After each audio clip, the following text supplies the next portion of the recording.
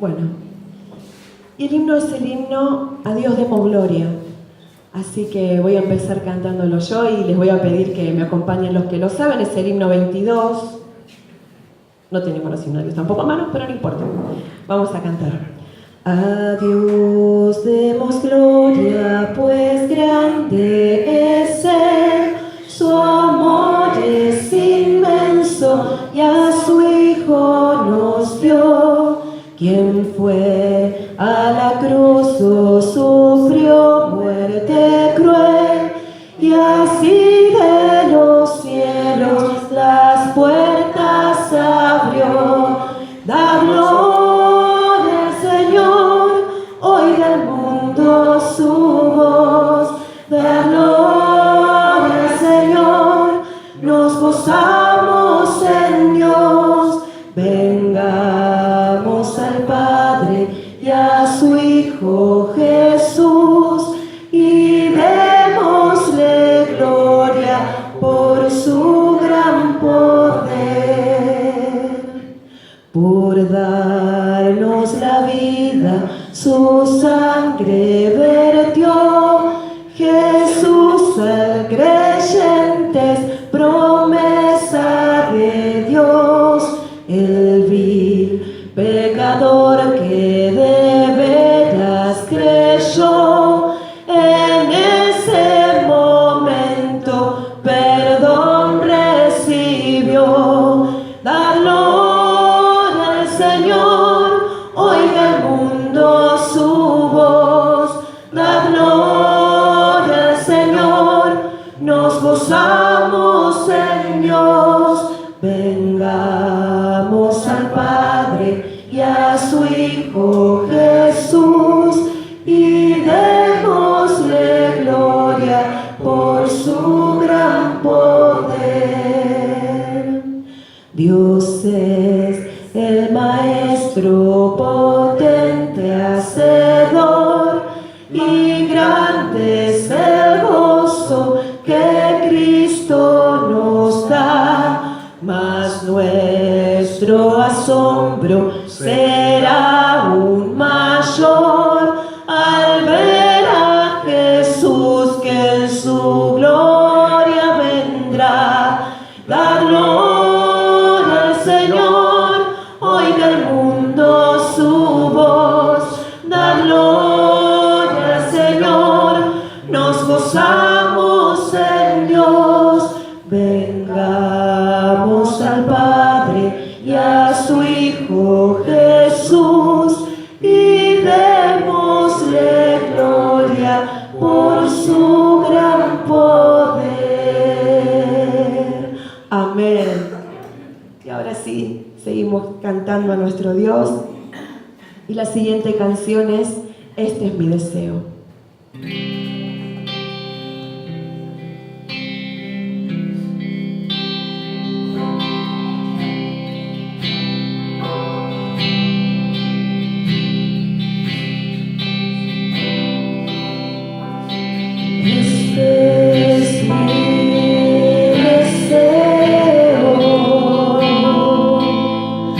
Honrarte a ti.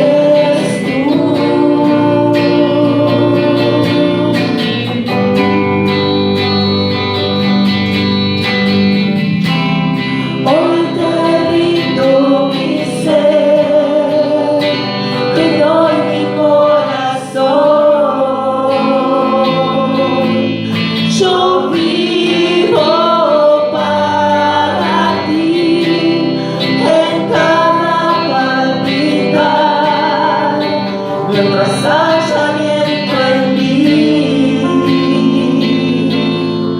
Dios, haz tu obra en mí.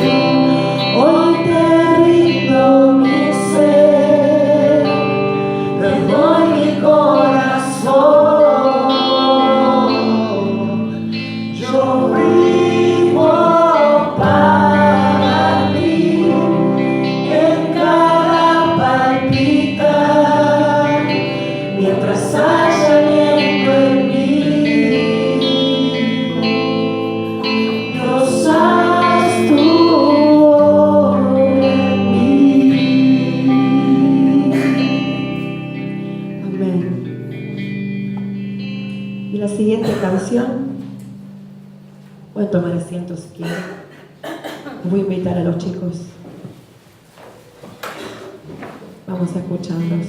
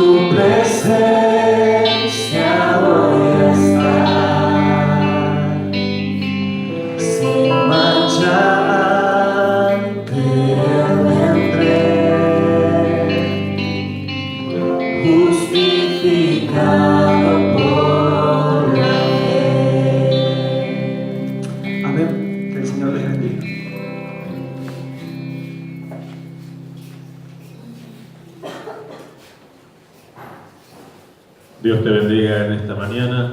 Damos gracias a Dios por estar en su casa y en su presencia. Sean todos bienvenidos.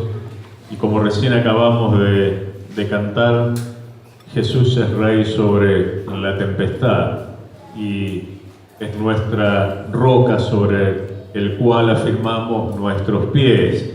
Ayer, como decía Eugenia, los jóvenes y varios hermanos jóvenes también de la congregación estuvieron participando de la marcha a favor de las dos vidas. Y si ustedes ven los titulares de los diarios de hoy, Clarín habla de una concentración sin precedentes, 650.000 cristianos a favor de las dos vidas. Nehemías capítulo 4. Vamos a hablar de la restauración, estamos hablando de nuestro crecimiento espiritual. Pero quisiera ir anunciando que el próximo 17 de agosto, viernes 17 de agosto, vísperas del feriado del lunes 20, el viernes 17 a las 20 horas tendremos nuestra reunión de varones en este lugar. Así que oramos para que Dios pueda estar bendiciéndonos en ese día y para que nuestros hermanos puedan estar invitando personas para escuchar la palabra del Señor.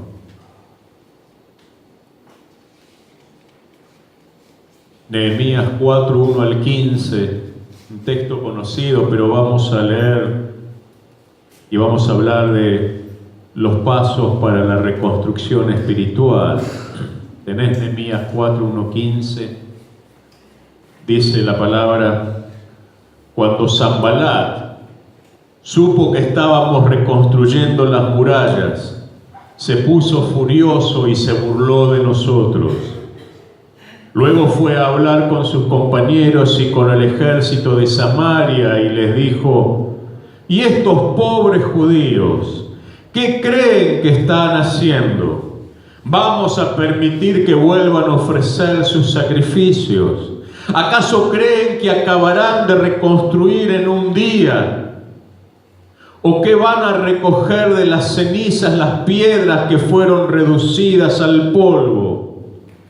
A su lado estaba Tobías el amonita, quien decía: la muralla que están reconstruyendo con el solo peso de una zorra se vendrá abajo.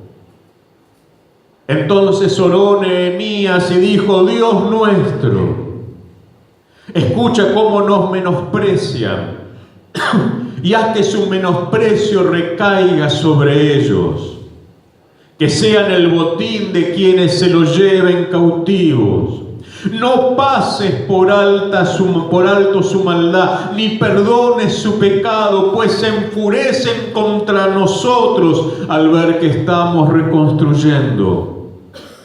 Hemos reconstruido la muralla hasta la mitad de su altura. Casi hemos terminado la obra porque tu pueblo tiene ánimo para restaurarla.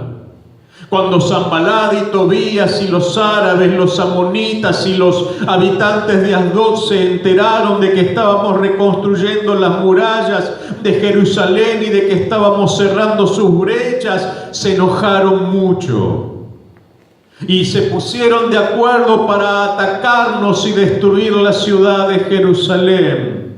Entonces volvimos a orar a nuestro Dios, pero también pusimos guardias de día y de noche.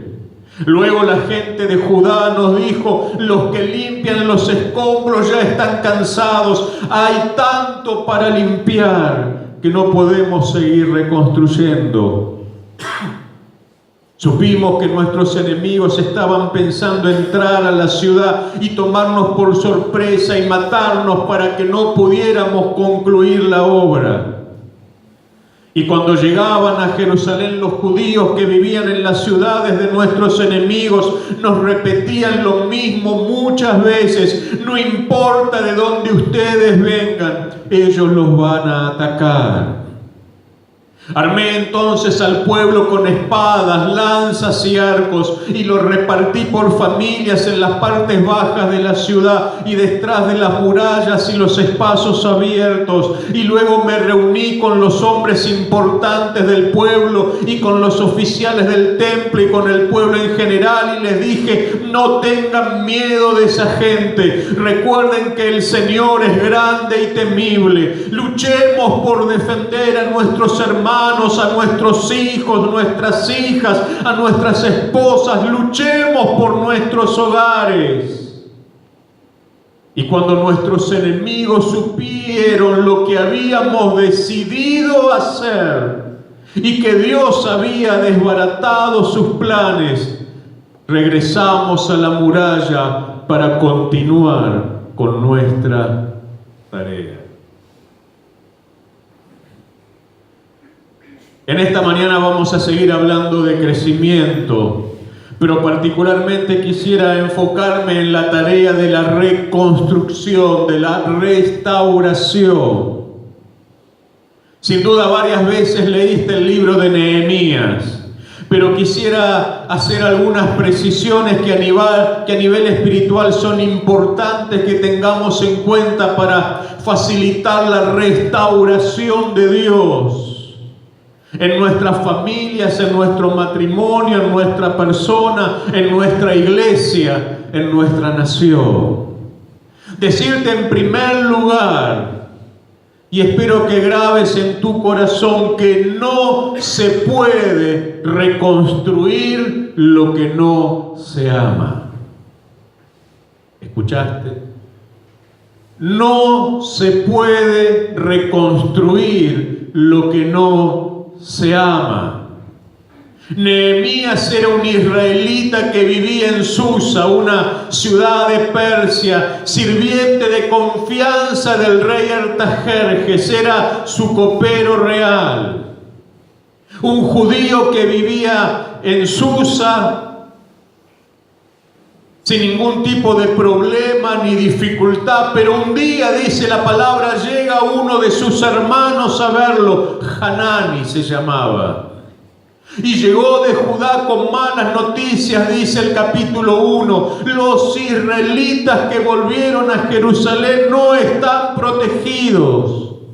Las murallas y las puertas de la ciudad que los babilonios destruyeron no se han reparado y corren un serio riesgo.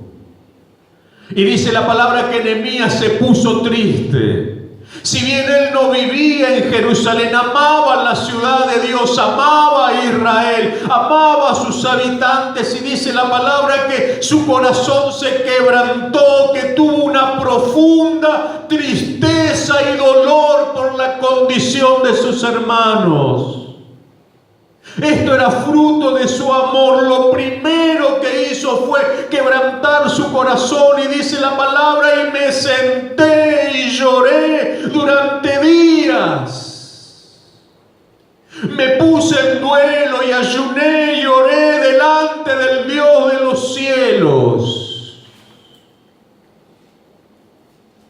Es imposible que Dios pueda comenzar o hacer una tarea de restauración sin antes pasar tiempo en la presencia de Dios. Fíjate lo que dice Nehemías. Ora él y dice: Señor Dios de los cielos, tú eres fuerte, grande y temible. Cumples tu pacto y eres misericordioso con los que te aman y guardan tus mandamientos.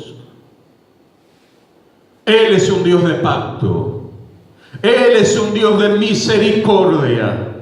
Pero no se cumple el pacto de Dios sobre cualquiera. No se cumplen las bendiciones y las promesas de Dios sobre cualquiera. Y Nehemías lo reconoce, sino solamente sobre los que lo aman y guardan sus mandamientos. Como decía Eugenia, a todos escucha, dice el Salmo. De todos tienen misericordia, pero su palabra se cumple o se perfecciona solo con los que lo obedecen. Nehemías pasó tiempo en oración, pasó tiempo en ayuno, hizo un duelo profundo, le pidió a Dios reconstruir los muros de la ciudad de Jerusalén. ¿Qué era lo que movía a Nehemías? ¿Qué era lo que lo impulsó a salir de la comodidad del palacio de Artajerjes, de su bienestar, de su riqueza? Lo movió el amor.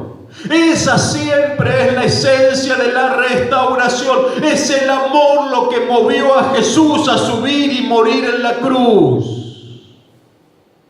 El amor debe movernos a orar a Dios para que restaure, como te dije, nuestro matrimonio, nuestra familia, la vida de nuestros hijos, de nuestros nietos, de nuestra iglesia. Pero siempre el paso previo y necesario es el amor por cada uno de ellos. Como iglesia necesitamos ser una iglesia que reconstruya los muros de nuestra ciudad, pero fundada o basada en el amor. Necesitamos revisar permanentemente si no hemos perdido la compasión por nuestra ciudad, por los que nos rodea, por los que están cerca nuestro, a muchos miles de kilómetros de distancia. Nehemías seguía amando a Israel y al Dios de Israel. En el capítulo 1, versículo 6 dice la palabra que oró y dijo: confieso los pecados de los hijos de Israel que hemos cometido contra ti. Sí, Jehová, yo y la casa de mi padre hemos pecado contra ti. Él no lo había hecho, pero tomó el arrepentimiento como si fuera propio, porque esa es la base de la restauración. Hudson Taylor fue el primer misionero a China, al interior de China. Y él dice en su biografía: siendo yo un adolescente, Dios me llamó. Por años oré por China. Y él escribe: siendo un adolescente, escuché su voz diciéndome: ve por mí a China y muéstrale mi amor. Dicen los biógrafos de Taylor que no salía el sol sobre China sin que él estuviera de rodillas orando por una restauración. Pasó el comunismo, pasó Mao Zedong, pasó la persecución y sigue al día de hoy. Más de 100.000 chinos cada día aceptan a Jesús como Señor y Salvador.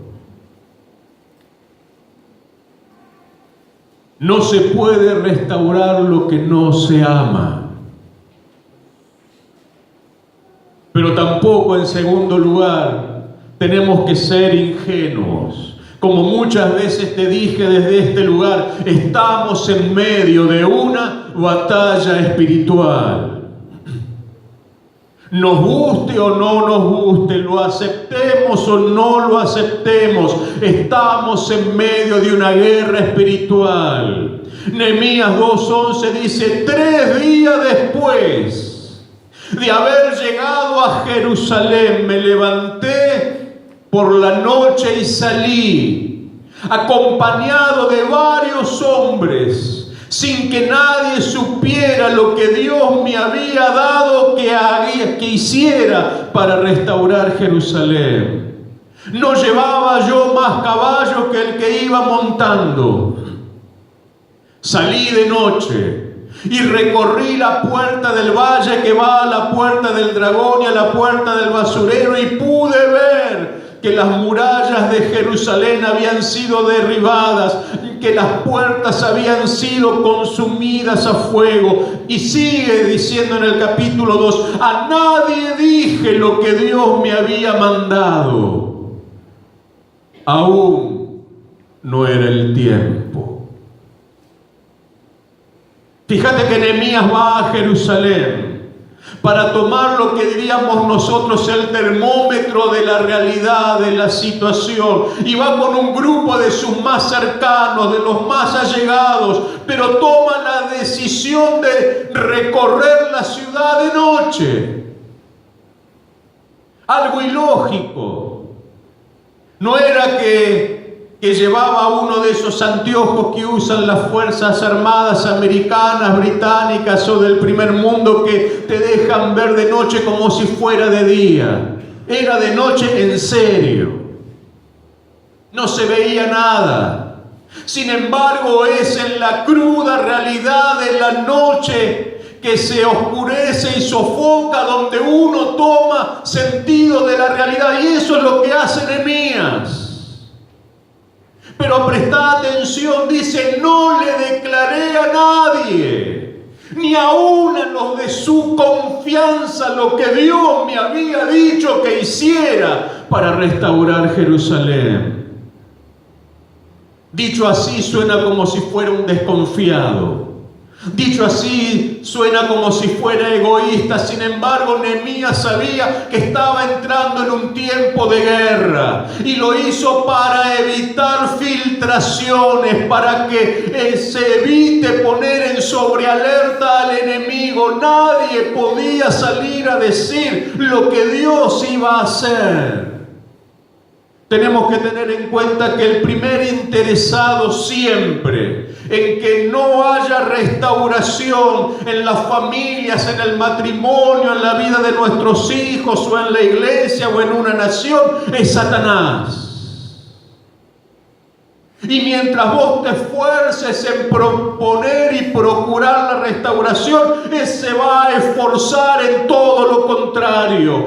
Pero Satanás no es omnisciente, con lo cual utilizará todo medio disponible y posible para tratar de desbaratar los planes de Dios y enterarse lo que Dios va a hacer. Por eso Nehemías dosificó la información, por eso avanzaba en la manera y en la medida en que Dios le daba que avanzara, y compartía lo que Dios le había dicho cuando Dios se lo permitía y no antes. ¿Nunca escuchaste que las buenas intenciones a veces terminan arruinando lo que Dios quiere hacer?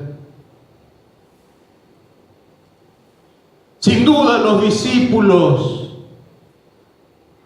no entendieron cuál fue el motivo, cuál era la motivación, por qué Jesús, cuando se enteró que su amigo Lázaro había enfermado, no fue a orar para sanarlo. La palabra dice que se quedó 3 días más donde estaba. Y los discípulos le dijeron: vamos a orar por Lázaro. ¿Acaso Jesús era egoísta? ¿Acaso Jesús no amaba a su amigo? ¿Acaso quería que muriera? No. Pero Jesús sabía, porque sin duda el Espíritu Santo se lo había dicho, que iba a ser mayor la gloria del Padre si Lázaro era resucitado que si era sanado. Y se quedó donde estaba hasta que Dios le dijo: ahora anda a la casa de Lázaro, porque ha muerto.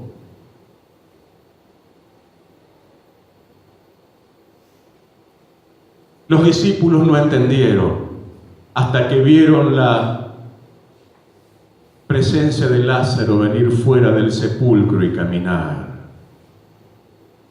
Y muchas veces nos pasa lo mismo a nosotros.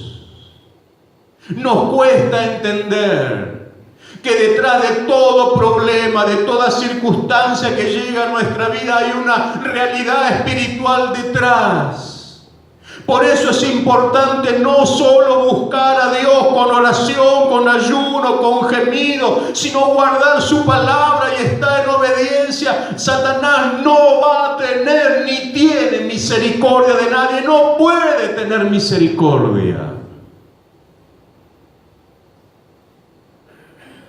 El Espíritu Santo nos va a dar siempre la receta, dirían algunos, el método, poné la palabra que quieras, pero siempre nos va a decir de qué manera Dios va a obrar, si es que genuinamente lo hemos buscado.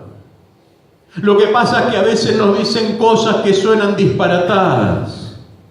A Josué le dijo: darás una vuelta por día durante 6 días alrededor de la ciudad, de la muralla.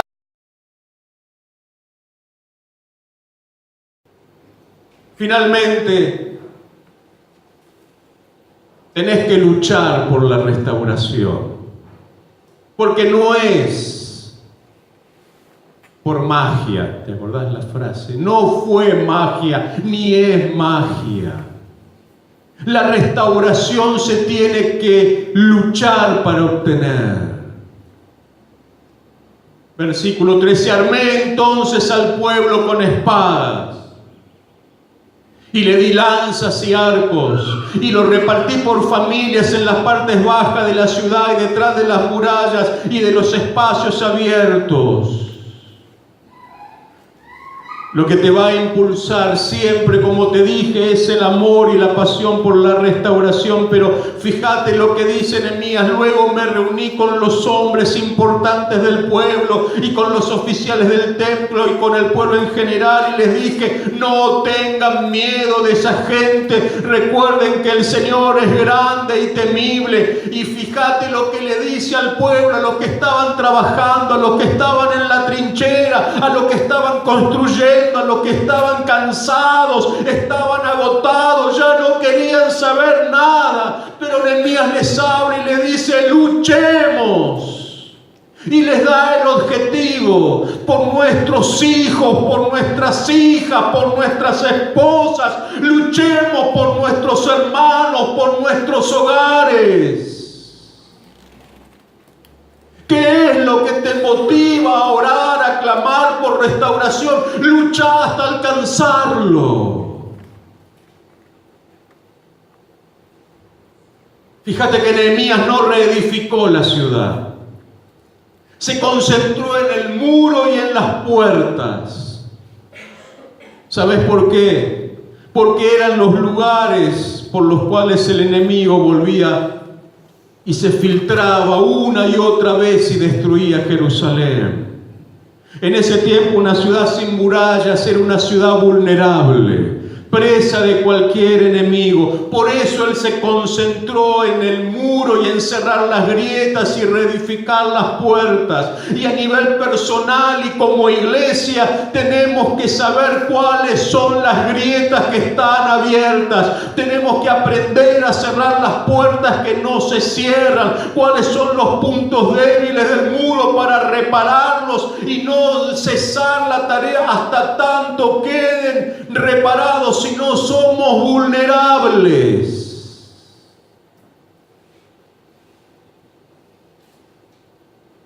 Todo el pueblo se esforzó durante 52 días para reconstruir los muros de Jerusalén. De día y de noche no dejaron de orar y de trabajar. En una mano tenían una espada y con la otra sostenían los elementos de trabajo. Y mientras un grupo trabajaba, el otro oraba y se iban rotando. Había unidad. Todos tenían el mismo objetivo. Fueron clave las palabras de Nehemías. Luchemos por nuestros hermanos, por nuestros hijos, por nuestras hijas, por nuestras esposas, por nuestros hogares. Lo que te debe impulsar es el amor siempre y la restauración de los que amás. Y Dios les dio la victoria, dice la palabra: y cuando nuestros enemigos supieron lo que habíamos, y fíjate lo que dice el texto, presta atención, las palabras no se ponen por casualidad o caprichosamente. Versículo 15: cuando nuestros enemigos supieron lo que habíamos decidido hacer. No dice cuando hicimos lo que teníamos que hacer. Dice cuando nuestros enemigos vieron lo que decidimos hacer, cuando el pueblo tomó la decisión de la restauración, cuando tomó la decisión del arrepentimiento, cuando tomó la decisión de trabajar y de orar, cuando decidieron hacerlo. Ellos sabían que Dios había desbaratado sus planes y ellos volvieron y restauraron las murallas hasta que terminaron. Siempre tenés que decidir. Siempre tenés que decidir. Y si esa decisión es ambivalente, el enemigo lo va a saber y va a obrar en consecuencia. Y si esa decisión es firme, también lo va a saber y va a entender entonces que ya no puede hacer más nada porque Dios va a hacer la obra. Cuando el pueblo decidió lo que iba a hacer, nuestros enemigos entendieron que Dios iba a obrar. ¿Cuál es tu decisión? Tomamos decisiones a la ligera. Tomamos decisiones un día y a las 2 horas ya decidimos diferente. No mantenemos las convicciones ni la decisión. Por eso el enemigo tan fácilmente puede manipularnos. Vamos a orar en esta mañana. Pero déjame decirte que no se puede reconstruir lo que no amás. Amás a tu familia, amás esta iglesia, amás la ciudad de San Martín. Si no lo amás, no pierdas tiempo porque no va a pasar nada.